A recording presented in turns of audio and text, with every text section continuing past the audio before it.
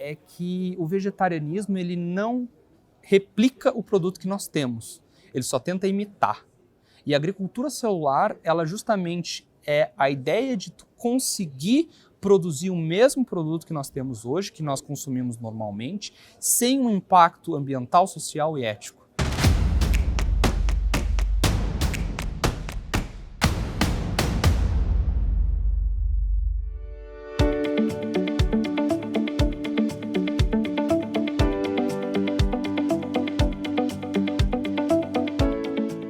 Nós estamos aqui com o Matheus Sauresi. Matheus é diretor de comunicação da Sociedade de Agricultura Celular. É um fenômeno, é um jovem de extremo talento, com ideias brilhantes. Aos 17 anos, o Matheus ganhou um prêmio internacional exatamente sobre agricultura celular. E eu gostaria de saber, Matheus, como que você chegou a esse conceito e explicar o conceito para a gente? Sim. Porque só depois você veio a fazer parte dessa ONG. Então, assim, a gente hoje admira muitos jovens, né, que se deparam às vezes com inovação já muito cedo, né, e as pessoas, quem geralmente é mais velho, às vezes se pergunta, né, de onde é que vem essas ideias. Então, muito do que eu devo é a internet, justamente, né. Eu lembro que foi aproximadamente em 2013, eu estava mexendo no Facebook, né, como qualquer jovem da minha idade, e eu me deparo com um vídeo que me conquistou a atenção de uma maneira fenomenal, que era um TED Talk de um homem chamado Andras Forgacs, que é CEO de uma empresa chamada Modern Meadow. E ele explicava nesse TED Talk sobre o conceito de sintetizar, utilizando replicação celular, o couro da vaca. Que o couro da vaca é um tecido epitelial, né, bidimensional, que pode ser facilmente reproduzido em um laboratório, né? E ele começa então falando sobre o que ele chamava na época de biofabrication, né? A biofabricação, né? É um conceito que aplica hoje também na carne, ele já falava sobre isso, que ele tinha uma previsão que em 2050 seriam necessários 100 bilhões de animais para atender a demanda mundial de produtos animais. Então a gente está falando de laticínios, de carne, de couro, de materiais, né? E que utilizando essa tecnologia a gente conseguiria aumentar a produção sem ter que se deparar com os problemas da produção tradicional de produtos animais, ou seja, de criação de animais, né? Então, com esses conceitos eu fui trabalhando, fui pesquisando, né? Usei o Google muito, né? E me deparei com um concurso da Universidade Western Australia, que é uma universidade em Perth, na Austrália, que ele convidava alguém a gravar um vídeo sugerindo uma concepção de um curso de ensino superior destinado a alguma coisa que vai ser útil para a sociedade no futuro, né? Então eu sugeri a criação de um curso disso aí, da biofabricação que eu chamava na época, né? Só um parênteses, o que te levou a pensar na biofabricação? Eu fiquei vislumbrado com a agricultura celular. Hoje a gente tem um aumento do movimento vegetariano, né? Que vem com tanto uma questão de saúde, né? Um embasamento em saúde, quanto uma questão ambiental e ética também. Muitas vezes hoje a gente tem o que a gente chama de utilitaristas, né? Que são as pessoas que acham que os animais não deveriam se sujeitar ao sofrimento que tem nas animal factories, nas fábricas de animais, né? O que me deslumbra é que o vegetarianismo ele não replica o produto que nós temos, ele só tenta imitar. E a agricultura celular, ela justamente é a ideia de tu conseguir produzir o mesmo produto que nós temos hoje, que nós consumimos normalmente, sem um impacto ambiental, social e ético, né? Então, por exemplo, tem uma estimativa que diz que uma carne bovina feita à base de células, ela utiliza 99% a menos de terra que a tradicional, 98% a menos de água e produz 96% a menos de greenhouse gases, né, que são os gases de efeito estufa, né?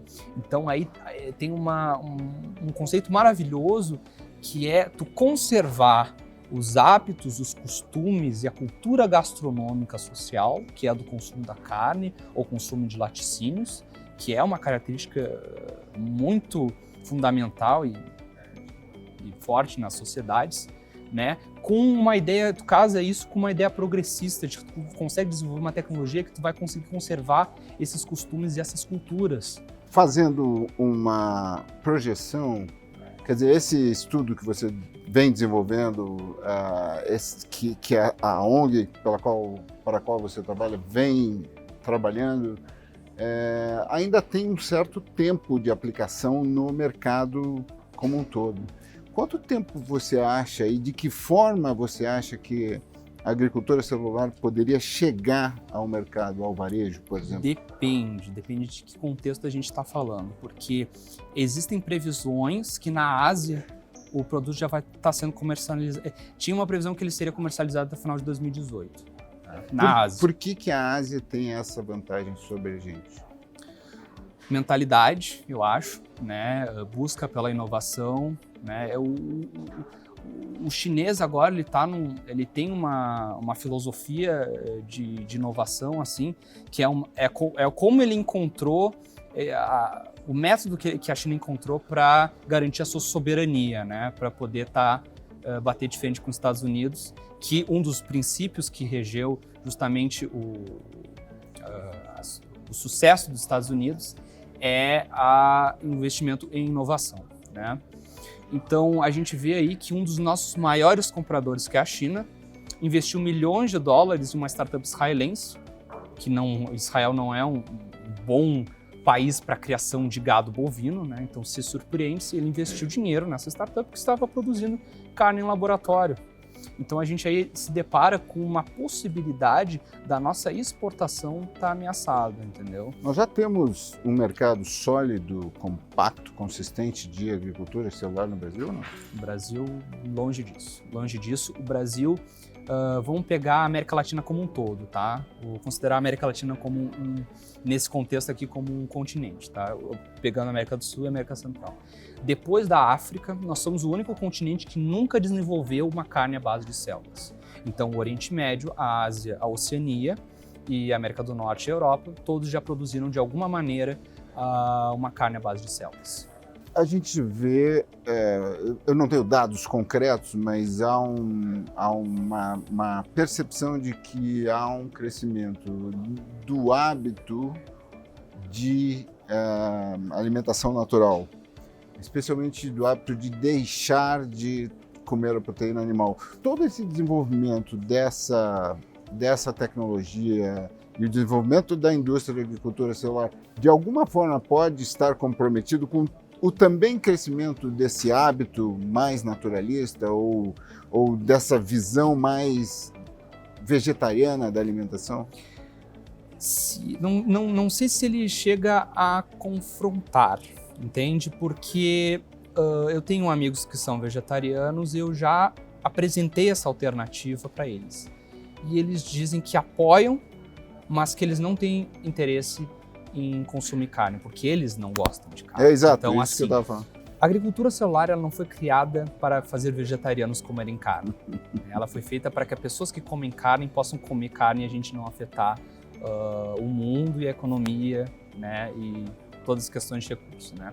A gente já tem provas que é possível sim ter uma vida plenamente saudável com uma dieta exclusivamente vegetariana, né. Sempre vai existir vegetariano, sempre vão ver pessoas que não gostam de carne ou não veem por que consumir carne. Só que as pessoas que consomem carne, e a gente consome há mais ou menos 500 mil anos atrás, já há mais de 500 mil anos, como eu tinha falado, é muito difícil tu abrir mão desse hábito alimentar, entendeu? Então, a gente está numa situação crítica. Então, a gente tem a possibilidade de continuar o nosso hábito, talvez ele mude, talvez não, né? Mas a gente não vai se preocupar com as questões ambientais e ecológicas, né? Quando você fala isso, eu queria retomar o ponto para tentar entender, ou tentar fazer a nossa audiência entender, como é que se dá a reprodução do tecido animal através da agricultura celular. E uma segunda pergunta ligada a isso, obviamente, que é o hábito. Quando que isso chegaria nos restaurantes brasileiros e qual você imagina que seria a repercussão, a resposta do público sobre esse novo alimento, né, de uma reprodução celular diferente da natural? Sim, tu já falou uma coisa que é a questão natural, né, que é no Brasil a gente tem a questão do apelo à natureza, né? Aquilo que é proveniente sem vamos dizer, a interferência humana é natural, né? É que a gente concebe isso, né? Só que a gente parar para pensar, por exemplo, todo remédio tem, todos os milhares de remédios que a gente consome, eles têm interferência humana, sabe? Então eu acho que o primeiro momento pode ser de estranhamento, tá? Porque nós somos uma cultura conservadora, né? Nós queremos conservar os nossos hábitos. O brasileiro, ele tem essa coisa tradicionalista forte. Eu não estou criticando, né? Não estou dizendo que é uma coisa ruim, só que é uma característica do povo. Mas a ideia que a gente quer dar para quem é conservador, quem é tradicionalista em questão de alimentação, é que o produto que a gente quer vender é que seja exatamente o mesmo que tu consome e que tu possa reproduzir os seus ritos, né? Porque eu, por exemplo, sou gaúcho e a gente sempre assa um churrasco quando a gente vai querer ver um jogo do Grenal, que é o Grêmio contra o Inter, né? Então a gente faz um churrasco. As pessoas vão poder continuar a gozar desse, vamos dizer, privilégio, né? Porque a própria carne é um produto luxuoso, vamos dizer assim, né? Uma costela, uma picanha, as pessoas vão poder gozar desses produtos ainda e elas não vão ter que se preocupar, né? Que se é que se preocupam, quem se preocupa geralmente é quem estuda na área. A pessoa simplesmente consome, né? Mas de forma bem objetiva, para esse grupo que veria um Grenal, por exemplo, como é que você explicaria a produção desse tecido animal? De que forma ele é diferente do tecido do gado criado no pasto? Exatamente, ele não é diferente. É isso que é importante. Como é que você ele venderia? Qual seria o tag? Eu vou dar um exemplo aqui que eu amo de paixão, assim, eu me emociono para falar. Como é que ele é produzido? Como ele é produzido, praticamente? É que existem várias maneiras, tá? Várias empresas, elas tomam processos diferentes. Algumas utilizam, inclusive, tem algumas que defendem uma vivisecação, que seja uma extração de um tecido de um animal vivo, sem prejudicar ele. E tem algumas empresas que elas estão tentando, vamos dizer, elas estão se isolando, porque a proposta maior é que não se mate o animal, né? A grande bandeira, às vezes, é essa. Mas tem algumas empresas que adotaram a utilização de células umbilicais de fetos bovinos, né? Que a gente pega as células tronco, né? Mas tem empresas, por exemplo, a Memphis Meat, ela promete uma carne que foi desenvolvida a partir da célula da pena de uma galinha. Né? Isso tudo em laboratório? Tudo em laboratório. Tudo in vitro. Assim, a matriz produtiva, vamos dizer assim, que se origina esses tecidos, geralmente são o que a gente chama de bioreatores. Né? E os grandes desafios, por que a gente produziu primeiro o hambúrguer, né? O hambúrguer à base de célula. Porque o hambúrguer não é um tecido, vamos dizer, estruturado, é um amontoado de células, é mais simples de produzir isso em um ambiente laboratorial, porque tu tem que garantir que as células se diferenciem para que elas tomem a questão estética, a morfologia de um tecido muscular como um corte específico de carne. Né? Mas geralmente é tudo em ambiente laboratorial, se extrai uma célula do animal, se coloca num bioreator, né? E o bioreator ele vai, enfim, vai ter uma solução de nutrientes que permite que a célula possa cumprir o seu processo metabólico e realize suas replicações celulares. E no final tu vai ter uma amostra de carne à base de células. Né? Eu queria aqui agradecer ao Matheus Sauresi, é um jovem brilhante que aos 17 anos ganhou um prêmio internacional sobre agricultura celular. E muito obrigado em nome da nossa audiência e o CIA está à disposição, o que você precisar, o que você quiser divulgar, fica à vontade. Eu que agradeço. Muito obrigado. Obrigado.